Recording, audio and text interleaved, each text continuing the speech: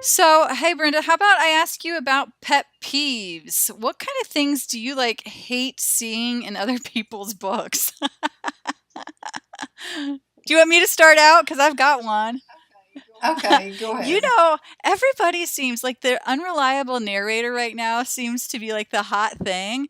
And I got to tell you, that ticks me off.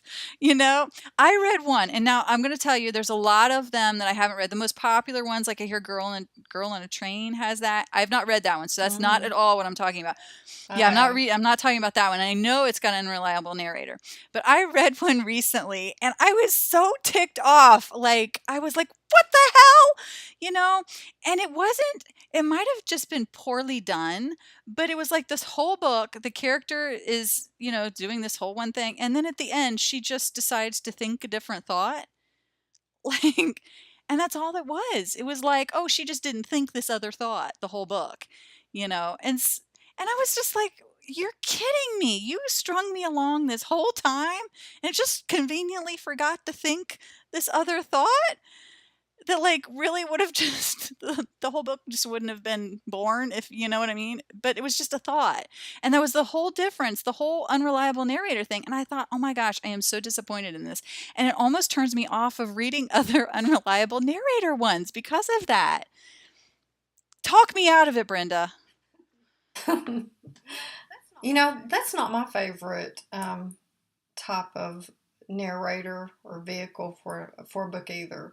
Um, and this isn't exactly answering your question, but it is about pet peeves, but it's specifically about pet peeves when you're listening to an Uh-huh. audiobook. Okay. So I'm not going to name this book or the author, We would never ever. but but um, there is a series that I'm in right now listening to.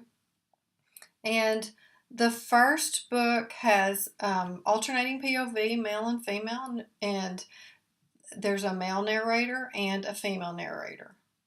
Um, the guy goes into this high falsetto and he does the girl's Oh, voice like oh God, that's this. so annoying.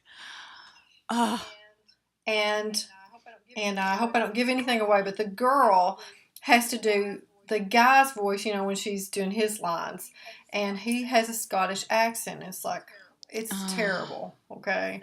And so the story is good, but the narration, I just barely made it through. And this is one of those series where every book ends on this cliffhanger, Mm-hmm. severe drop. You have to read the next one to find out what happens, which is the sign of a good or a well written Right. series when you write that. And so I've made it through book two without just running myself off a cliff as I listen to this. And here's what's really bad, I really want to know what happens in book three, but I don't think I can do it. I've been there, and you know the other one that's bad too. The is when the woman tries to talk in the man's voice, and she's like, "Hey, you know." I'm like, "Oh my God, you sound like a caveman." You know, like that is so annoying too. And it's one thing. Like I can forgive it a lot of times because I listen to a lot of audiobooks too. I can forgive it a lot of times if it's just like one narrator through the whole book. Like if it's just the woman, like for the whole entire book, I can usually start to get used to it. But when they start to switch back and forth and like you have the male narrating a section, but he's still having to do a female voice, or you have the woman narrating a section and she's still doing the male voice, that to me is like